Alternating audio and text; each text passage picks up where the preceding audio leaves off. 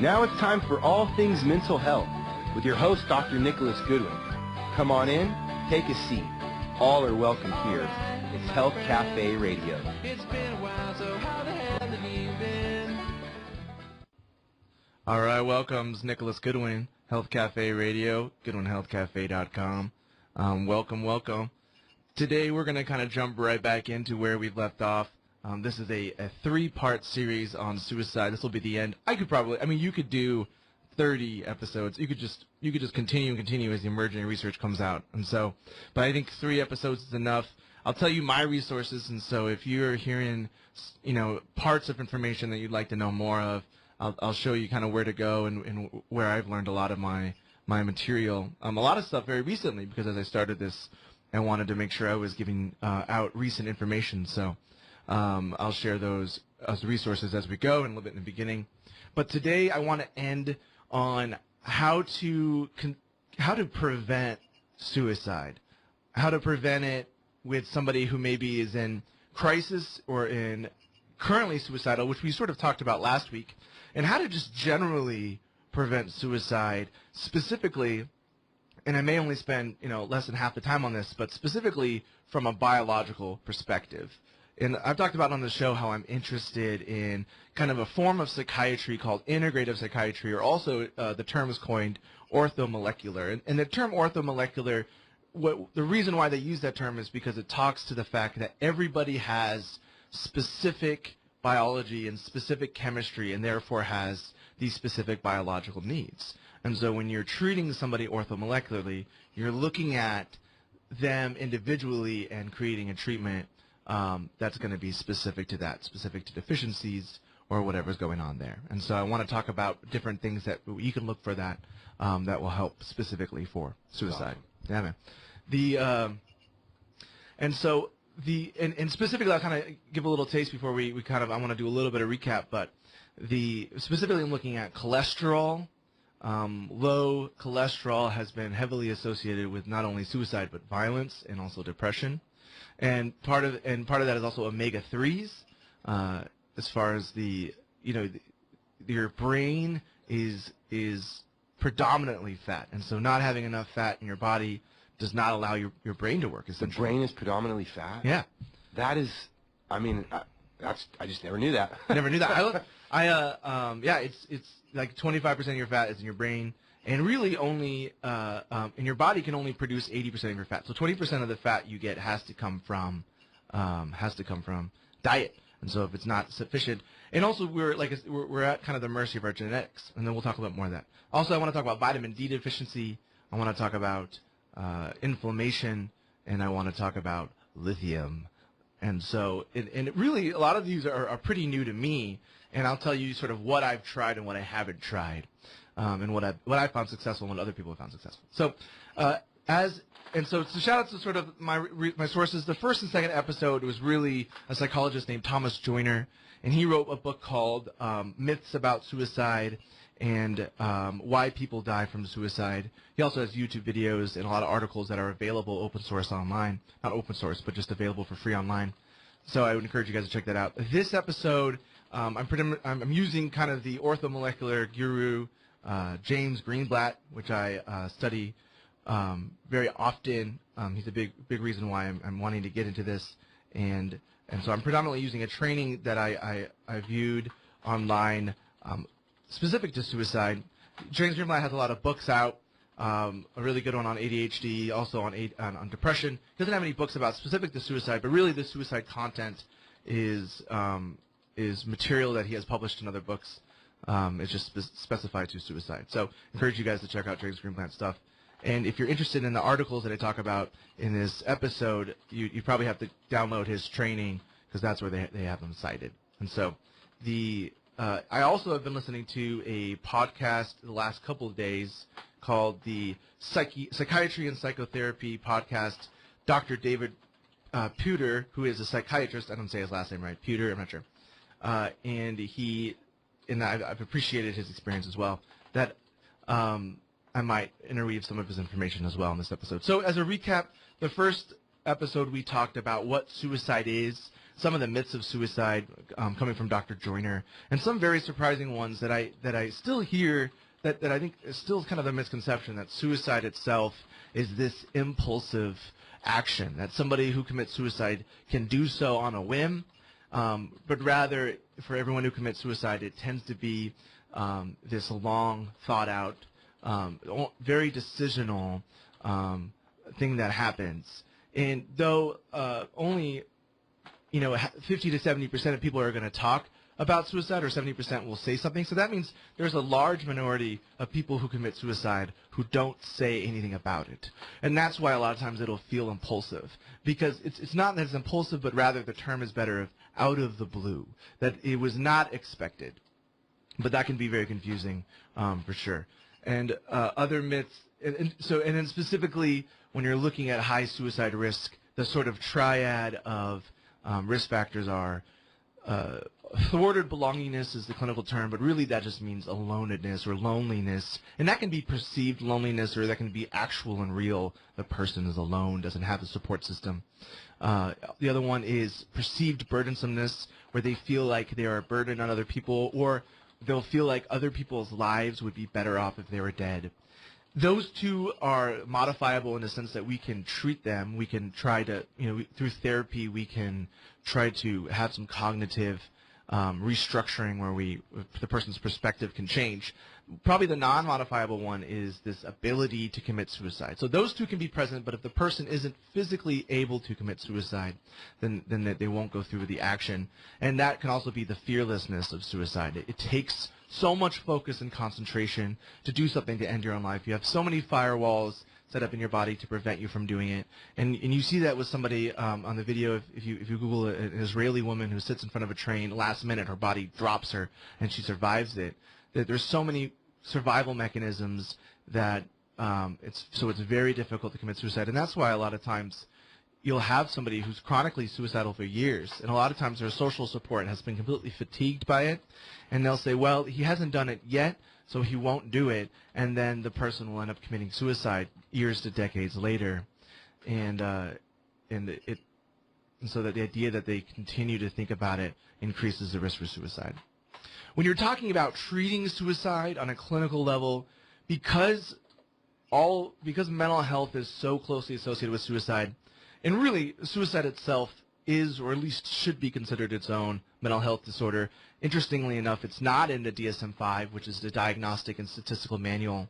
It's not specifically its own mental health. It doesn't have its own mental health code. It's sort of underneath other mental health issues like depression or bipolar. But it is very closely associated with other mental health issues. And so treatment itself is usually focused on treating the underlying mental health disorder, because we've been pretty unsuccessful with finding a medication specifically attributing to suicide. There is two exceptions to that, and one we'll talk about later on in this episode. It's lithium. Lithium has been shown to decrease suicide in people who have been treated with bipolar disorder. And the other one is clozapine, which is an antipsychotic medication. That one has a lot of safety cofactors, and so I don't think it would. Standard of care shows that it's ethical to use clozapine specifically for suicide. It's usually specifically for either severely psychotic or severely agitated people. But it cannot be given first line. It has to be, other medications have had to not work first. So, but with lithium, I went to a conference where the speaker really argued that because it has only been approved for bipolar-related suicidality, that he would not recommend using it for suicidality related to depression or suicidality related to other diseases. And I think that I really conflict with that. I feel like using medicinal doses of lithium for somebody who has depression, lithium is shown to improve depression. It's evidence-based for adjunct to antidepressants, and I've seen it used effective monotherapy. But I think the big reason why it doesn't have that research is because lithium is a metal, and it is not making any pharmacy companies money. So there is not any research, any recent research on lithium as far as its efficacy with specific disease states, other than just bipolar. So that's why doesn't have that research for it. However, it's what I use a lot because I've seen it work. It actually works. So is this the same type of lithium that we make batteries out of? It's not the same kind of lithium. Okay. I mean, lithium itself is a metal, but there's a lot of different sort of just sort of chemicals that they put together. And so I don't know what lithium that's in batteries, but what I've seen used. I mean, I'm sure had I paid more attention to high school chemistry class, I wouldn't be asking you this question now. So I apologize. I didn't either. I didn't pay attention to that class either. The lithium that I've seen used is lithium orotate, lithium carbonate, and lithium citrate. And there's actually a lithium that was used in salt in the 1900s. I don't remember what that was called. But that was when they had the sodium scare, where sodium, caused heart disease. So they said, oh, lithium's a safe alternative. Well, it was not a safe alternative, right? And so it sort of caused a scare. So there's a lot of reasons, especially in the United States, where lithium is a scary word. Yeah. But I'll talk a little bit about that. And a lot of times, especially when I'm talking to kiddos, parents who have suicidality or people who have suicidality, it is a scary word. And so I try to approach it in a different way. And there's a dietary recommendation that everybody gets 1 milligram of lithium a day. And, really? Yeah. And that comes from the water source. Or also vegetables. There's some vegetables that have lithium. But the best source is water.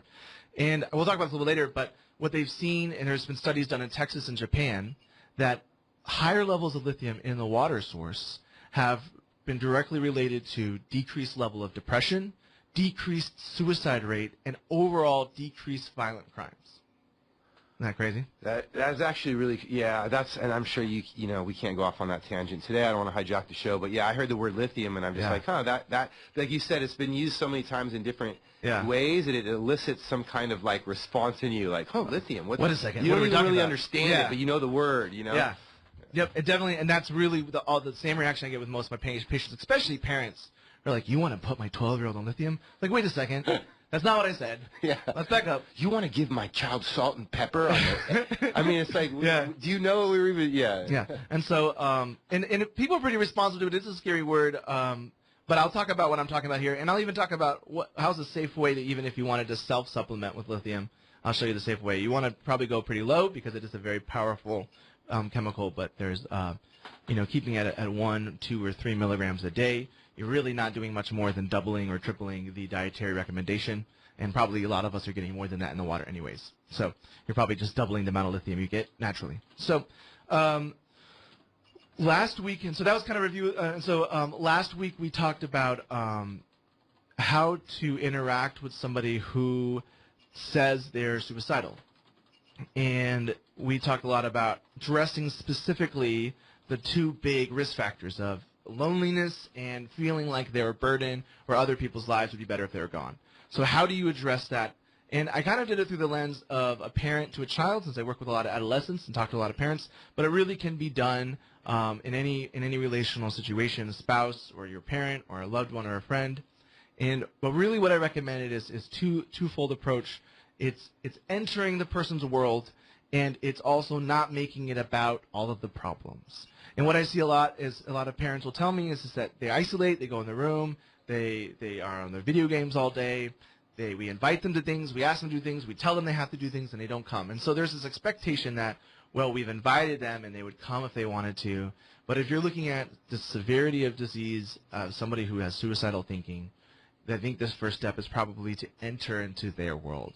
And I think a lot of concern that parents have, especially with young ones who are using a lot of internet, and a lot of young ones who consider the internet, the social environment on the internet, to be their social structure, to the extent that they actually don't feel isolated because they feel like they have a community. And even some beginnings of research has sort of shown that an online community is just that. It's a community and can reflect that. But I think a lot of parents are afraid that if they engage that with their adolescent, they're condoning that level of computer use. Well, so it's an interesting thing. Obviously, I'm a parent. You're a parent. Yeah. Right? My kids are certainly more involved in technology and media because they're 18 and 20. Right. And yours are not there yet. Yeah.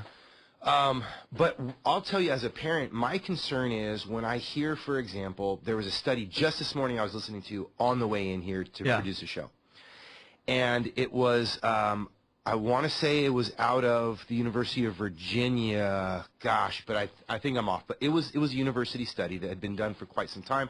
and it's dealing with something you and I probably heard about before, but the idea of addiction to technology and, studying people that, like, literally when they get the ding from their email, they cannot. Like, they literally, like, if you'd be like, hey, there's someone at the front door. Right. And they'd be like, they can wait a second, let me just check and see who I got this email from. Yeah. Totally backwards to, like, what we would expect, the cultural response to be. Yeah. And I could go on and on. The with, email like, can wait. The person's at your door. Dude. Absolutely. And so, doing these studies to where, like, what's happening to our chemistry and what's happening to us going on inside every time we get the ding, we get that, and we talk about the dopamine hit from social media and all those things. Yeah. But one of the things that stood out for me this morning when I was listening to that study was literally the addiction, the same things the same responses that happen when we're addicted to something else. And it's not fixing loneliness. That they're actually finding that some of the people that are doing most of the more social media and stuff you do, actually those people are having more problems with loneliness and anxiety. So I don't disagree that online can be a community. I got some great friends I Skype with because we can't be face to face and we miss each other. But it's just interesting. So as a parent, I think it's obviously I don't want my kid playing the video games. I want them to do these. But I worry about the conditioning of my child's mental and physical biology. Definitely. That's actually probably my biggest concern. I think that's a very common concern, and I think that's my concern. I mean, my kids are much younger, so I don't have. But what I'm hoping to encourage people is that I don't think by engaging that world with them that you're condoning it in some way. Yeah. And I think that if your goal as a parent is for them to spend less time on the internet, which I think it would be my goal as a parent too. Sure. I think whatever time they're spending, probably less would be good. Yeah. Less would be good. I think that the step is to enter that world with them. Amen. Yeah. And I think Jesus did. Yeah, like Jesus did. Yeah, straight up. Oh, you know how to slip it in, bro? Yeah, that's it. I was like, he probably wasn't interested. He's probably just as interested as you were to come to Earth as you were trying to go and play Minecraft with your kid. But, that's probably what it took, man. Yeah, bro. That's funny. That's good. I like that, dude. I like that Minecraft. That'll preach, bro. And so an example I gave is, maybe just once a day or once a week or a couple times a week going up in their room, if that's where they're playing it, and just sitting there. And I think what the goal is to condition the kiddo or the person that you want to spend time with them and you're willing to do so without talking about the issues.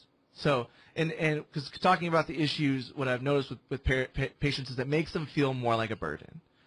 And so you want to try to spend that time with them by engaging them, and so but without, and maybe scheduling one time a week where you're checking in with them.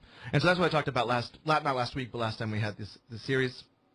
And I talked a little bit about that approach to how do you talk to them about it when you're going to talk about it, or maybe if we're talking about how do you prevent suicide, a big part of that is identifying a risk, right? Some of these things like vitamin D, you could probably test every kiddo for vitamin D deficiency. Probably 70% of them will have a vitamin D deficiency and treat them, and that would be great, right? So that prevention you could do with everybody. Not that it will happen to everybody, but you could. But there's things that you're going to want to do specifically for people with risk. And so, there's hundreds of risk factors for suicide. But I notice with a lot of people, they have that feeling. They know something's up. And I think sometimes they're like, they wonder about suicide. And they're afraid to ask, right?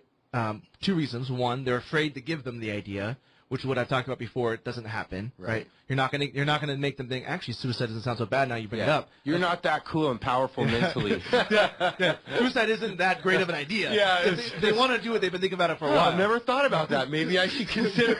Now that you say that, that doesn't happen. And the second thing is, what if they say yes, right? Which is what we talked about.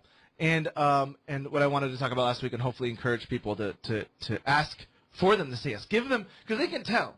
If I ask you and I don't want you to say yes, the person's going to know that you don't want them to say yes. And so being prepared for the yes, you're going to physically being able to tell the person that you're willing to hear the yes. And I'm going to go over that just a little bit more because there's a couple things I want to add to it. But so gospel. This stuff is so good. It's good, man. And a couple of just body language things is, if I'm a healthcare provider and I'm charting, I'm putting the computer down, even if it's for a minute, even if it's for 30 seconds, and I'm opening my body up to the person, I'm making eye contact, and I'm asking them a specific question. You have to be straightforward with this. You have to be direct. Are you having any thoughts that you want to kill yourself or are you having any suicidal thoughts? You have to use the word suicidal or killing yourself to be that specific. Hurting yourself is different, right? And so you have to use those terms. I try to see I try to have an empathetic tone, and by that I mean soft, lowered, almost normalizing in a way, like not like, oh no, you're not feeling suicidal. No, are you feeling suicidal? Kind of saying, I hope you're not feeling suicidal, but just in a way that, if you're feeling suicidal, okay. If you're not, either way, it's okay with me. So, are you having any thoughts that you want to kill yourself? Is usually what I ask. Or having any thoughts that you're feeling suicidal? And that tone is meant to come across as, if you do or you don't, that's fine. And if they say yes, what I do is when you get them talking about it, it's we have a tendency as human beings to want to try to point out the good things and tell them how they should or shouldn't feel. Hey, you shouldn't be, you just got to think more positive. Have better vibes. Hey, if things seem so bad, but hey, last week, this good thing happened. We really want to point those out because we want to fix them, right? We want to do that, and the best approach is to reflect back everything that they're saying to you. Ultimately, they're saying, my dad never listens to me, or my brother always fights me, and it's like, man, it feels like you're just not feeling heard. It just feels like you're not acknowledged in the family. Whatever. I'm just reflecting back to them, and I think that can be scary because of the same idea that you're encouraging them to have the thoughts, but you're not doing that. The temptation for us is to make a judgment over whether or not that's true, right? And then try to justifiable, and then steer them towards what we think is a more positive, right? Like, actually, your dad loves you just as much as you.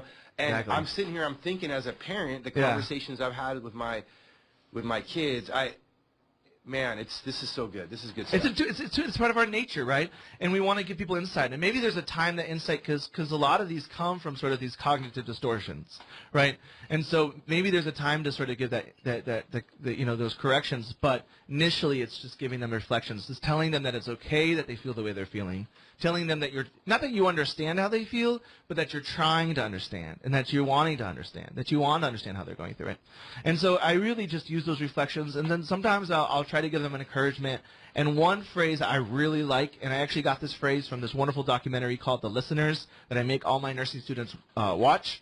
And the phrase is, especially because The Listeners is there taking phone calls from crisis patients, and when a crisis patient is really on crisis, what they'll say is, you calling me right now today, it tells me that there's a part of you somewhere that wants help, right? And I love that phrase because it really appeals to them. It's not telling them what to do. It's not telling them how to feel, but it's appealing to a part of them. You called today. You're reframing. You're identifying the one positive thing you're calling today. I know because you told me this today. I know that there's a part of you that wants to get help for this.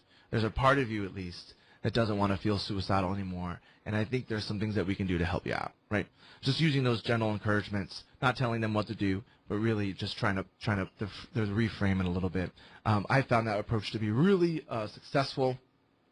What I found is when people feel heard and understood, even if it's in 5 or 10 minute conversation, that tends to make them feel better for a while, right? They tend to feel better for a while, and depending on the severity of the situation and kind of where your gut's feeling, it may allow you to not have to go to the ER, or it may allow you to be able to say, okay, well, why don't, you're telling me you're feeling suicidal, you're able to reflect a little bit, and maybe now they're able to, maybe they spend the rest of the day with you, and they go to the appointment the next day. But they may postpone or eliminate the need for an emergency reaction, which can be pretty traumatic in itself. And so, not saying that isn't a useful tool, but being okay with the yes is an important step here. And so, and so that's what I talked about last week, and that's what I wanted to encourage as far as an update. But this episode, I really want to focus on how to prevent suicide. Okay. And I think that some of these interventions, like I said earlier, like vitamin D, you could potentially, James Greenblatt even says every 10-year-old, we can check their vitamin D level. If it's below 40, we can supplement vitamin D, right? Because about 70% of people in the United States have vitamin D deficiency, right? Wow. And vitamin D is directly related to depression and inflammation and potentially suicide. And so, but that doesn't, it's not always realistic, and that's not quite the standard of care. And insurances don't always pay for vitamin D levels. Sometimes they'll pay for it once a year. But that's something that I usually do. I always check vitamin D if I can, because it's one of the things that insurance will sometimes pay for. But a lot of these things kind of require a little bit of identifying whether or not there is a risk that exists there. And if we're looking at absolute prevention, so we're looking at maybe a kiddo, but this can be done with somebody who already has suicidal thinking, but maybe before they have any symptoms, but maybe they have some genetic risk, right? And there has been suicidal genetic risk established when they've studied identical twins versus fraternal twins. The identical twins who committed suicide, their identical twin, 6% of them committed suicide, whereas the fraternal twins, 3% committed suicide. So you see that genetic increase there. It doesn't follow all the rules of genetics, so there's definitely more to it than genetics, but there is a genetic risk there. So if you have a kiddo who has a family member who's done it, or you have a kiddo who has a close family member that has one of the mental health issues that has high risk for suicide, like anorexia or OCD, or especially depression or schizophrenia, or bipolar probably has the biggest risk, then maybe you're thinking about that. Maybe like this kiddo is predispositioned genetically possibly for suicide. Another big risk factor is trauma, right? Maybe you're working with a kiddo that has had a lot of trauma, and another term for that is adverse childhood events, which the ACEs, which I would love to spend an episode on, which has been closely related to. That would be a good episode, man. Yeah, that would be a good episode because that's closely related to physical consequences, and that may be related to the inflammation, right? So the trauma itself may cause heightened inflammation, which will cause all these mental health and physical health complications. Yeah, I mean, I'm not a doctor, obviously, unlike you, unlike the fabulous Nick. Well, thanks for appreciate that. Yeah, the plug. Which is why we have a Health Cafe radio show. That's right. Our doctor on staff here, but of which, again, I am not. Yeah. That said, a long time before there were medical degrees, people were surviving on common sense, right? Sure.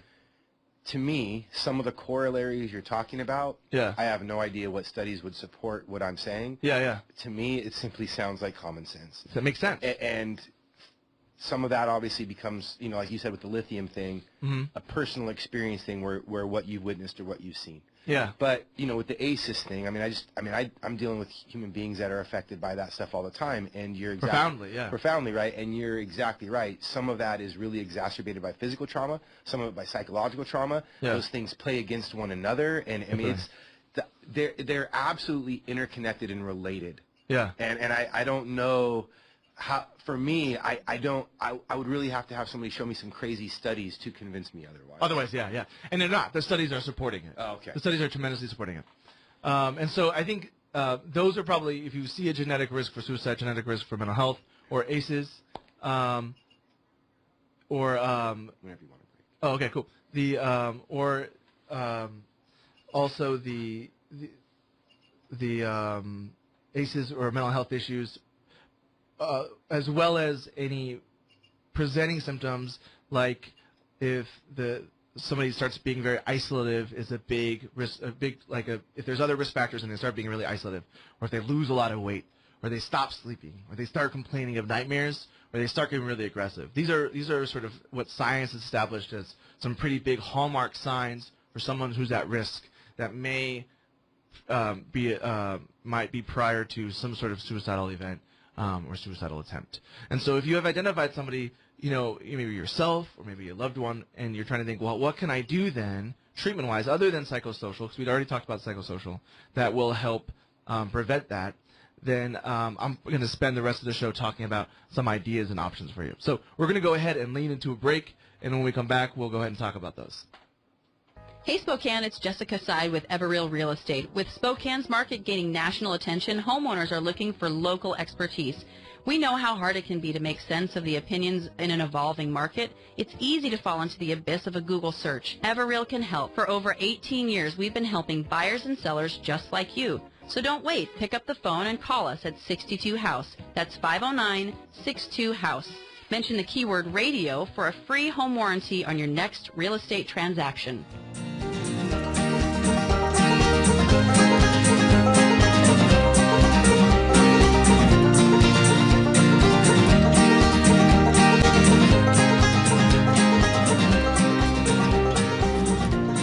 Welcome back to Goodwin Health Cafe, KSBN, 12:30 a.m.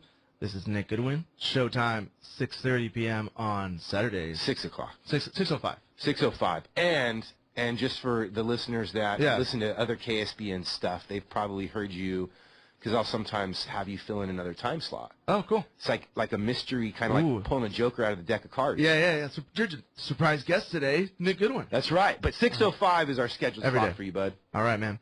So we're coming back. We're going to talk about preventing suicide.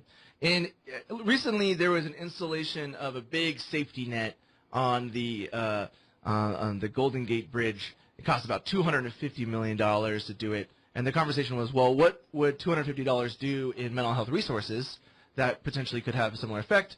But they're like, well, there's not enough mental health resources, so we're going to put this net underneath Golden Gate, so if someone were to jump off, which people have, they would get hurt but not die as a deterrent. So ultimately what they saw was a reduction in the amount of people that tried to kill themselves by jumping off the Golden Gate Bridge. What they didn't see was a reduction in overall suicides.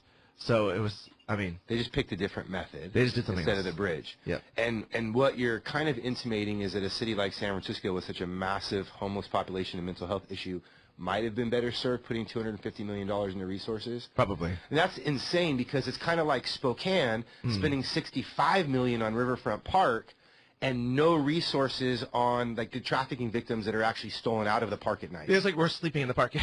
Yeah, absolutely. Or the biggest deterrent of the park itself is probably the large amount of homeless people we have in Spokane. Yeah. Right. And just Yeah. and you could use resources where they could have Yeah. some place humane and safe to live. Yeah. And then people will want to come to the park more. But because- darn it, we need an ice skating rink and some new modern ribbon. art to adorn our city of compassion. That's right. City of Compassion. Moving on. All right.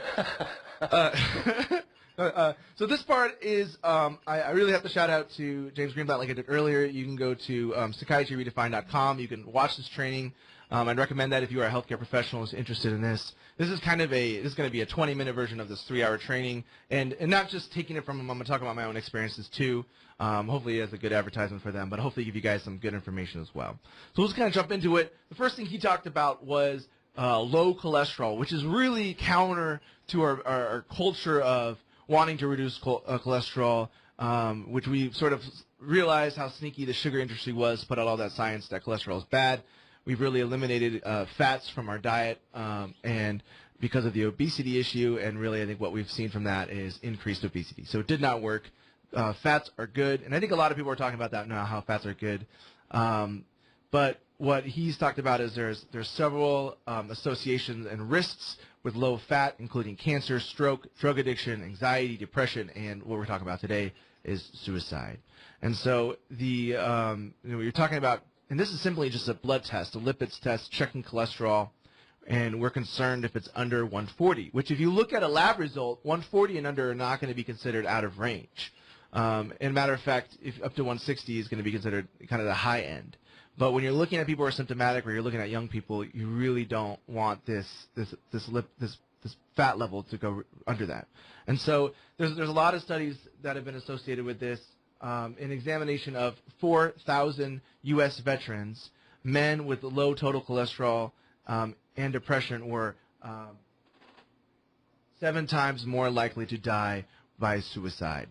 In another study with PTSD of 200 men, high cholesterol was shown to be protective against aggression and suicidal ideation. And I think what the clout here is, and as far as maybe my paranoia is going to come out a little bit, the military and their science is directed very specifically at improving the health of their soldiers, right?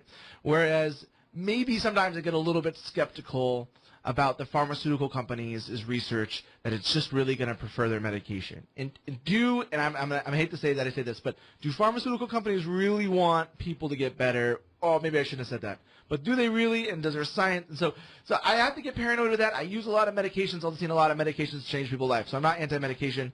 But this research is interesting that the military is focusing on things like cholesterol and omega-3s to prevent suicide. I was like, well, why is the military focusing on that and nobody else? Well, because the military really, really, really wants their soldiers to stop dying from suicide, right? Yeah, well, I mean, one, that would affect a lot of the lawsuits that they're having to deal with and everything else. Yeah. Which, anytime, I guess, someone's going to hit you in the pocketbook, Yeah. then you're going to have to get real. You get incentivized, and stuff. But I would just say anytime there's a new development, the military wants to figure out some militaristic application for it. Yeah. So I agree. Let's follow that trail. You know what I mean? And if it works, the rest of us should take some notes. Yeah, this is like if the military is starting, and I'll talk about this in a second, if the military is starting to put omega-3s into the food, like they're injecting it into the food, then maybe we should say omega-3s probably have some good research to support its suicide use, which is not considered a standard of care at all in other psychiatry. Well, it makes me excited because, you get those out of fish, right? Yeah. And I love fish and seafood.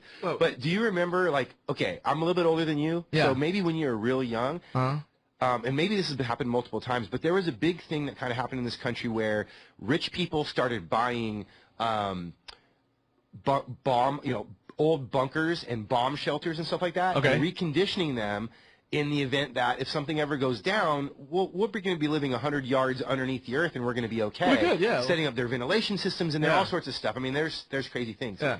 Well, as soon as rich people started doing that, right, and government people started doing that, the populace went, wait, we should do that too because they probably know something we don't. Yeah, it's not something we don't know. So there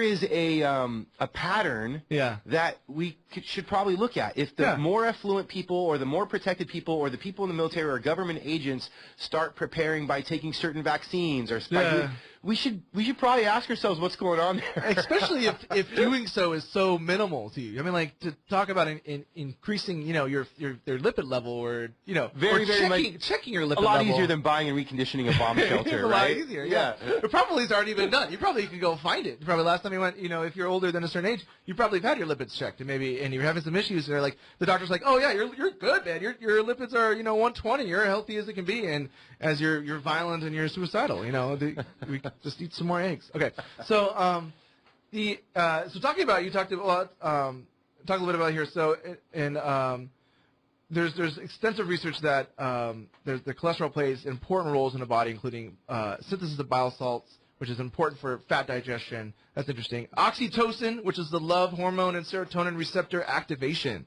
With no oxytocin, man, that's how you bond with each other, man. Well, no, so check it out, right? Yeah. Like, this is some stuff I'd heard, like the oxytocin is much more present actually in women, correct? Right.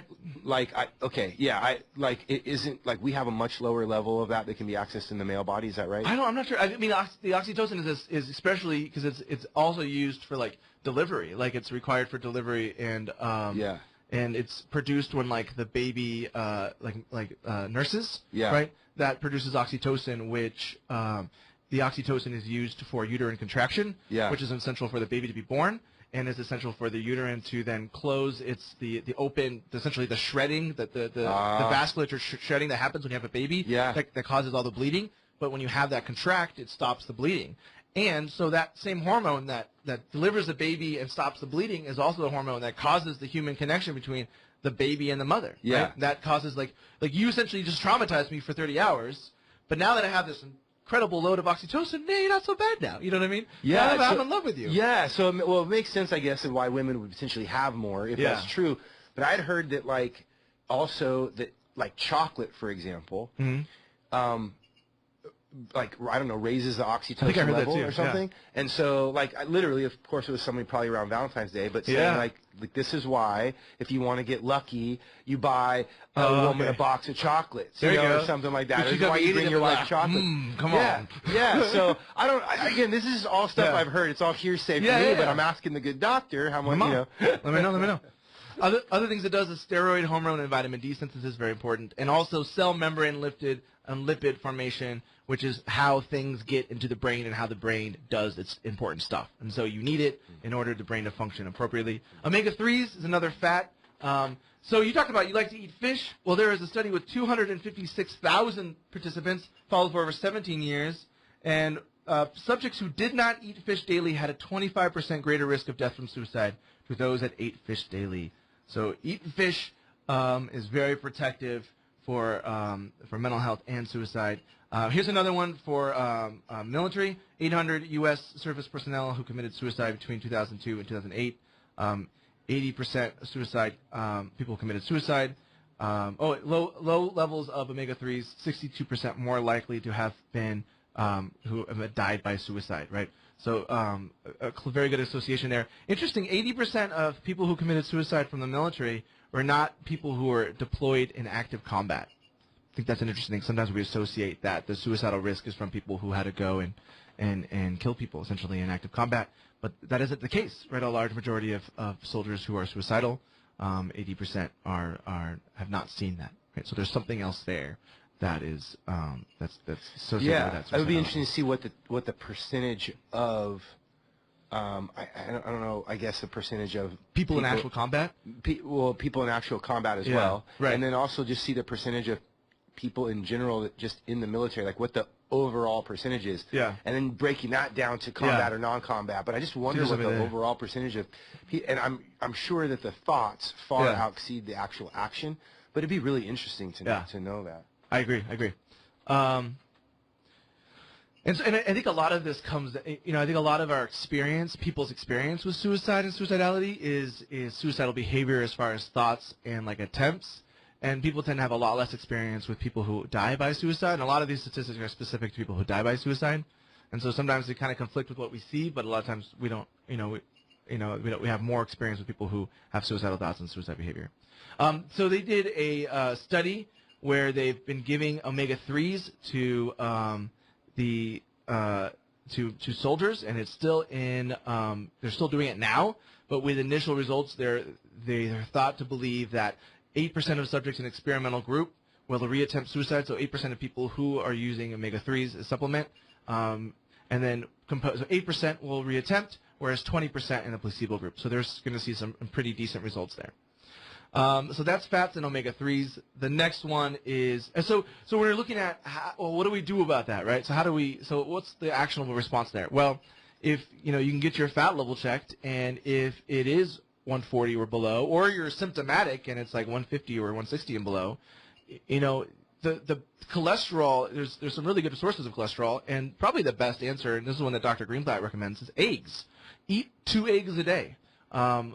And that will really give you the cholesterol. It'll give you 2,000 micrograms or milligrams of cholesterol a day, which can really replenish that, right? And even if, this can be in people who do have a high-fat diet, and really what it's likely due to is a genetic predisposition to not being able to use this cholesterol and not produce this cholesterol. So increasing your cholesterol through just eating 2 eggs a day, every day.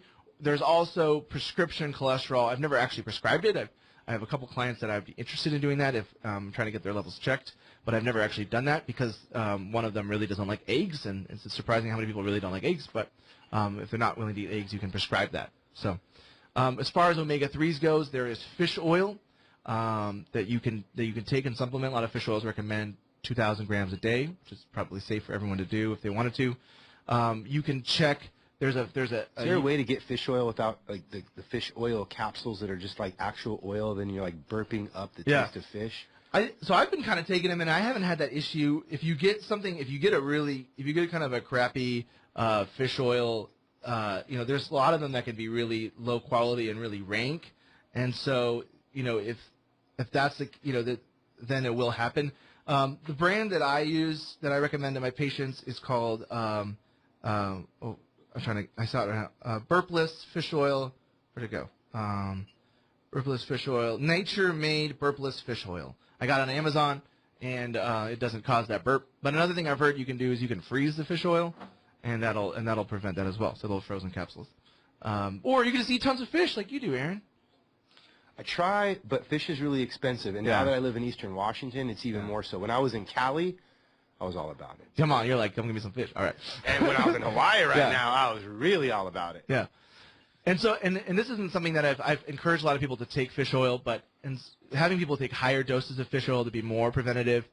You can check urinary fatty acids, which is expensive and not covered by insurance, but I mean, if you're really concerned about it, that could be a way to do it. Also, we'll talk about inflammation. You can check inflammation markers, and if somebody has high inflammation markers, it at least means that they're a lot more likely to respond to fish oil, and maybe a higher dose of fish oil would be appropriate. But I would recommend doing that with a healthcare provider. So those are the 2 ways to intervene there. Vitamin D, 70% of adults and 67% of children likely have inadequate vitamin D levels. They've studied it before where they had people put their hand under a light for 25 minutes and they studied the vitamin D levels, and what they saw is people's absorption of vitamin D varied greatly. So there's no set number, and people will have the way that they metabolize it is going to differ based off genetics. And so there's just really no way to know somebody has a vitamin D deficiency without testing it. And vitamin D itself is fat soluble, so therefore you can get toxic on it. So there really isn't a suggestion as to how to take vitamin D without checking the levels. It's important to take vitamin D levels. People tend to do okay on high levels of vitamin D, so it's ultimately safe, but there's definitely a risk there because it's fat soluble. So get your vitamin D checked. Insurance a lot of times will cover it once a year. It's probably, I don't know how much it costs, but it might be some money out of pocket if you already had it checked, or your insurance won't do it, or you have a high deductible plan. But it's worth knowing. And a lot of times what I'll recommend is 5,000 units a day, and then rechecking it after like 3 months. Only if your level is high. Sometimes people recommend you can take as little as 2,000 units a day. It's probably going to be safe. The only thing is, if you have low vitamin D, 2,000 units a day is probably not enough to really do any correction. And so it's probably really worth doing it. But vitamin D, so associations, so another military, they examined over 500 service members who died by suicide. They were able to look at the medical records, and they saw 30% of samples had low vitamin D, and subjects who had the lowest percentage of vitamin D had the highest risk of suicide. And so, when we're talking about prevention, you're talking about somebody who, you're maybe concerned about. Everybody, this can be, 70% of people have a deficiency in vitamin D. Vitamin D is associated with serotonin production. It's important for mood. It's important for a lot of things. And so this can be a great way to use prevention. So inflammation is kind of the next one. And a lot of times the intervention for inflammation goes back to the fish oil or the omega-3s. But they have really shown a connection with pro-inflammatory cytokines is what they're called, and these are little chemicals in your body that tend to cause inflammation. Interleukin-6 and C-reactive protein are kind of the two that James Greenblatt really focuses on, and two things that you can actually measure. They're not specific. C-reactive protein, CRP, is specifically not specific to any kind of actual inflammation. So a lot of times they're checking it with any kind of potential damage or injury. But it is associated, high levels of it are associated with depression and suicidal, and also violent behavior.